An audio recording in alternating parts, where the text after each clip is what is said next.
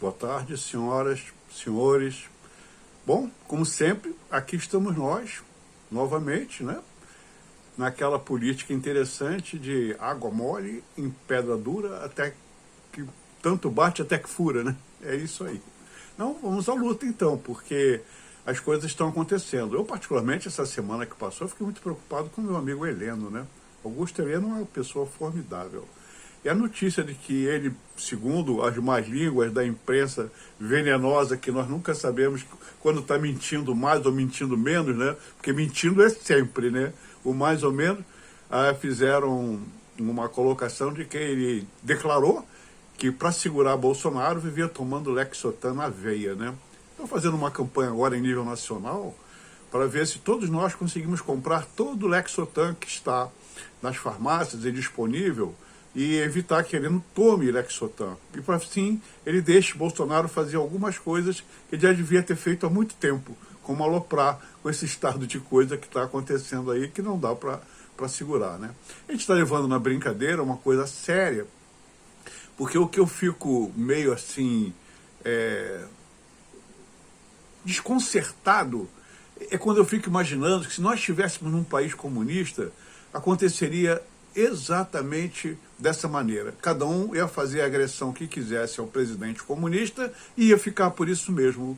Por muito menos, Lenin matou, segundo os dados oficiais, 100 milhões de pessoas. Fidel Castro não matou 100 milhões porque não tinha 100 milhões para matar. Mas, mantendo a devida proporção, ele matou o mesmo número de dissidentes. O nome bonito é esse, dissidentes.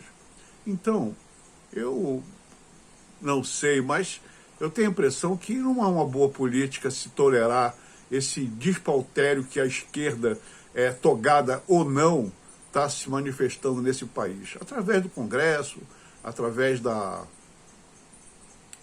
do Supremo Tribunal, de outras instâncias, e que os comunistas estão se fazendo presentes. Pura e simplesmente presentes. Bom, nesse caso, então, como não posso resolver, talvez a solução seja só comprar mesmo o Lexotan doidado e deixar o meu amigo Heleno na falta. Não tendo Lexotan em lugar nenhum, ele não vai conseguir ficar calminho, e não ficando calminho vai deixar Bolsonaro fazer o que devia ter feito há muito tempo. Vejam só, como curiosidade, me contem, depois do 8 de setembro, 7 de setembro foi uma grande data, e o 8 seria uma data maior e não foi. Não foi data nenhuma, isso que é o pior. Não foi data do conselhos, não foi data das intervenções, não foi data da revolta, não foi data das mudanças, não foi data de nada. Isso me preocupa muito, porque, na realidade, o que aconteceu nesse processo que eu acho extremamente desagradável foi o fato de que, em primeiro lugar, não se decidiu o que tinha que ser decidido. Não se ouve mais em falar em manifestação monstruosas, nem mínimas nem médias, desde aquela data. Aquele apoio popular brutal, tipo assim, o que você fizer, nós estamos juntos, acabou, morreu, parou. Ouço muitos falarem, não estou desesperançoso. Aí o desesperançoso é um sentimento que pode ser coletivo. E o que é pior, está se tornando um sentimento coletivo. Esse é o grande problema. Por que está se tornando um grande sentimento coletivo? Pela falta de esperança. Quando a esperança que a última morre está morrendo, a gente não está vendo solução, todas as medidas que se propõem serem tomadas são totalmente... Agora, última medida. Alguém lá do STF falou, não, todas as crianças vão ser vacinadas, sim. Não tem essa conversa. Vacina-se todo mundo. Quem é o STF para ser um médico de plantão nacional? Um médico de plantão nacional que decide o que se toma, o que não se toma, o que se pode, o que não se pode? Estão brincando. Toda a estrutura organizada do Estado está falida pela intervenção do STF e do próprio Congresso. O próprio Congresso não tem sensibilidade nenhuma. Acabou de votar 5,7 bilhões de reais para fundo eleitoral, para campanha eleitoral de pessoas que não prestam, jogar dinheiro bom no lixo. Tem políticos bons? Tem. Esses políticos bons são geralmente totalmente ignorados, desprezados, porque não são. E outra coisa, os bons, até em certos momentos, podem se tornar a maioria, mas não conseguem se expressar pela força tenebrosa do mal da minoria atuante. Tem um deputado estadual aqui no Rio de Janeiro, um cara muito interessante, eu tenho acompanhado há muito tempo. Agora eu consegui chegar numa posição de avaliação interessante, que Rodrigo Amorim é um deputado da base do Bolsonaro e que tem feito um trabalho excelente, mas como todo trabalho excelente, ele não é divulgado. Não é divulgado. É pouco divulgado ou não divulgado. Conta com as redes sociais, com as mídias sociais, para a gente poder ter conhecimento das coisas interessantes que ele faz, se preocupa em fazer e demonstra. Agora, você pega um camarada, um bandido, um vagabundo, um safado, que diz assim: bom, até agora nós vamos fazer um projeto de lei aqui no Congresso, pela minha bancada, no sentido de que seja proibido uma coisa que todo mundo quer que não seja, e fica por isso mesmo. Inclusive estimulando patifarias inconstitucionais e criminosas, e ninguém fala nada. Mas Bob Jefferson está preso porque falou a verdade. Falou a verdade, está ferrado. É o país dos mentirosos. Todo mentiroso está protegido pela lei dos supremos. Mas os mentirosos sempre cairão. Antigamente era engraçado porque eu sabia que o bem sempre vencia o mal, por mais tenebroso que fosse o mal. Hoje em dia, eu só não tenho tanta certeza disso, como tenho dentro de mim a certeza que o mal está vencendo, na maior parte das vezes, pela inação do bem. O bem que não age é o bem do mal. Claro, se ele não age contra o mal, ele está solidário ao mal. E o bem, então, para mim, está morto. O tonto atirou no zorro. Só pode ser. O Capitão Marvel pousou na árvore e caiu de cabeça. Só pode ser. Onde está o bem? Onde está o que é correto? Aquela certeza que nos dá a felicidade de saber que se você for a vida inteira honesto, correto, etc., você vai viver bem. A justiça foi para o saco. Em todas as instâncias, federal, estadual, municipal, mundial, foi para o saco. Acabou. Só faz besteira, só fala besteira, perdeu o senso de realidade. Um ladrão, bandido, assaltante, criminoso é considerado um trabalhador de carteira, que invadiu a casa do patrão, tentou roubar, roubou, entrou armado, roubou o que pôde, o que não pôde, aí entrou na justiça dizendo que era um trabalhador. Ele se apresentou falsamente como isso, mas era um ladrão simplesmente, e ladrão perigoso, formou quadrilha, tudo provado, comprovado, e o cara foi para a justiça trabalhista e ganhou. Acreditem se quiser, porque passou fingindo que trabalhava 2 ou 3 meses, que naturalmente na ação virou 6, como é muito comum na justiça do trabalho. E o cara ganhou. Maravilha, que país é esse que o ladrão requer? Eu sei que porque o ladrão atualmente está na cadeia recebendo mais do que o trabalhador em termos de benefícios, não é isso? Eu até vi uma fila de carro enorme para resgatar o pessoal do indulto de Natal. Eu vou recorrer a um amigo que não me conhece, mas eu o conheço, Mauro Malé. Mauro Malé é um estudioso de segurança pública, um ícone, aplaudido, citado, estudado e cheio de projetos interessantes que não vão adiante porque o tráfico talvez não queira. Mas não é bom esse cara ficar dando piruada no nosso negócio. Nosso negócio é o nosso negócio. E por aí nós vamos. Meu pessoal, que país é esse? Até quando nós vamos suportar?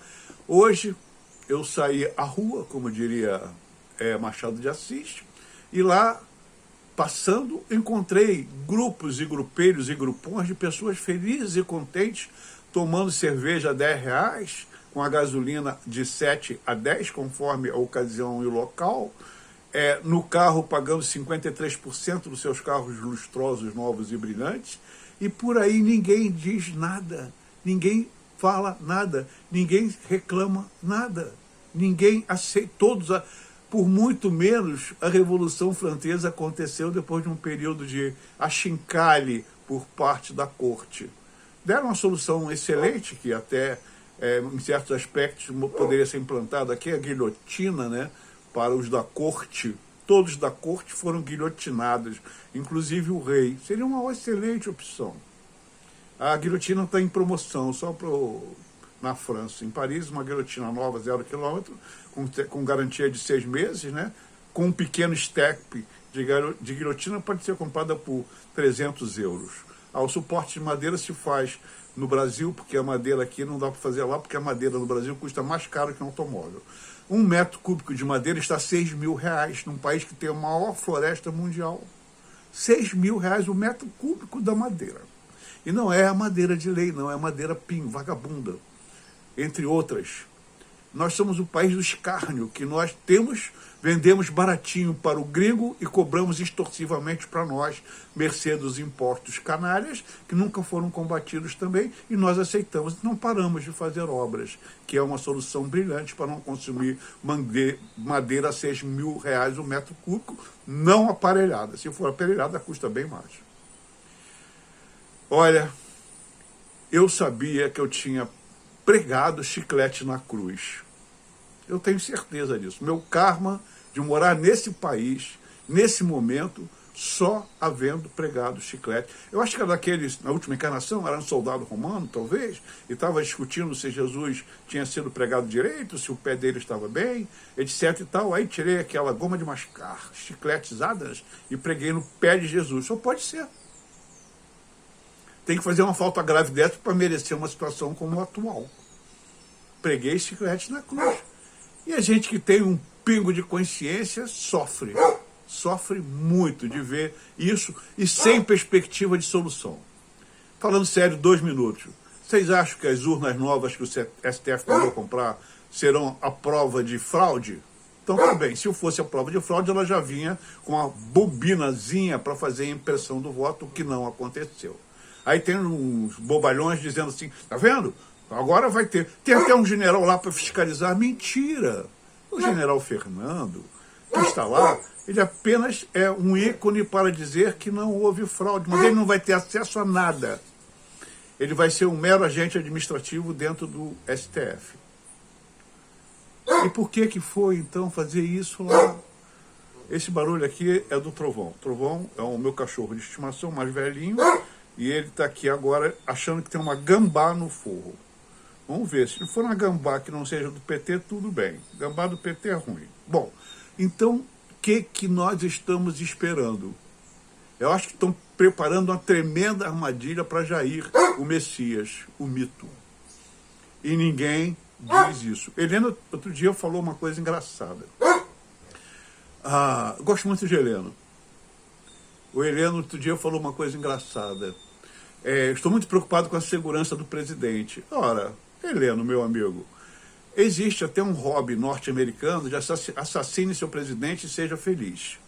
Já mataram uns 4 no exercício do poder, tem mais 5 tentativas, outros que foram somente feridos, como o Bolsonaro, que faz parte do tipo 2 de presidente, aquele que é só ferido, e um monte de outros sob ameaça permanente. É claro que se houver uma possibilidade real, incontestável de vencer uma eleição, é certo que vão. Particularmente Bolsonaro, que dá mole o tempo todo. Bolsonaro está entregue às multidões, a segurança de Bolsonaro, que é a responsabilidade sua, está totalmente enlouquecida, porque não tem como controlar. O camarada que para no meio da estrada para comer pastel, maravilha, todo mundo aplaude, acha de uma simplicidade, uma humildade fantástica, mas o fato real é que é um perigo danado. Chegar um maluco daquele, um bêbado, um louco, cadê a prisão, a condenação da patota, o desvenamento do crime daquele retardado que esfaqueou Bolsonaro? Totalmente encoberto pela polícia, pela justiça, por todo mundo, e impune, literalmente impune. Literalmente impune. E ficou por isso mesmo, e ninguém disse nada. Ora, meus amigos, vamos falar sério. É evidente, Helena, tem toda a razão. Tem que cuidar muito bem do Jair, porque é claro que a esquerda... Vocês já notaram quantos treinamentos de guerrilha aconteceram no Ceará por conta de bandidos, entre aspas, treinando explosivos de ponte, treinando explosivos de ônibus, treinando interdição de vias, puro treinamento há 1 ano, 2 atrás? Isso vem numa frequência danada? Pois é. Será que dá para a gente tratar esse problema com a seriedade que merece? É muito complicado. É muito complicado. E é muito difícil. Vamos ver, vamos torcer para que a gente tenha alguma possibilidade de vitória do bem contra o mal, pelo menos em nível nacional. Outra coisa, Bolsonaro, dá uma olhadinha no Código Nacional de Trânsito. Esse papo de só poder transferir o carro, só poder licenciar com as multas pagas é um absurdo, é uma safadeza. O Detran canalha do Rio de Janeiro está emitindo multas com 5 anos antecedentes à aquisição pelo proprietário e se nega, através do setor administrativo, a tirar multas prescritas, alegando os maiores absurdos do mundo para retirar. Multas prescritas pela justiça, 5 anos de multa. Não é possível isso. Aí você não pode emplacar o carro e fica sujeito a ser o carro rebocado por documento que está ilegal. Pelo menos acaba com essa palhaçada. O Detran, a maioria é corrupta, é incompetente, é desonesta e é de maus princípios. Acabe com o poder do Detran. Não é possível uma coisa dessa.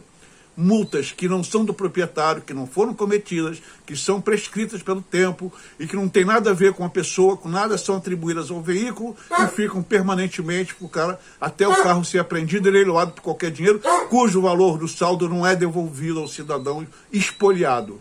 Chega! Chega! Isso é um fato. R$800 para uma procuração num cartório que não faz uma folha de papel é desagradável, isso é um absurdo. Por favor, vamos tratar das coisas que incomodam.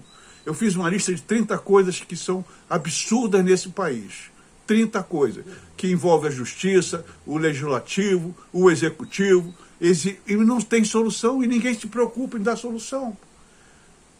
Vamos transformar isso aqui num governo do bem, que as pessoas possam viver felizes. Felicidade é um sentimento nacional. Isso não é um sentimento só individual. Se toda a população é feliz, o povo, a pátria é feliz. Nós estamos felizes. E nós estamos felizes sabendo que tem um vetor na mão, que é Jair Bolsonaro, que tem inteligência, competência e capacidade para gerenciar essas porcarias que estão por aí afetando a vida de todos. Mas não faz. Ou porque é algemado pela decisões da justiça, ou é algemado pela falta de informação, ou é algemado por uma falta de qualquer coisa. Então vamos fazer uma campanha, libertem o presidente. Muito obrigado, uma boa tarde. Se Deus quiser, até breve.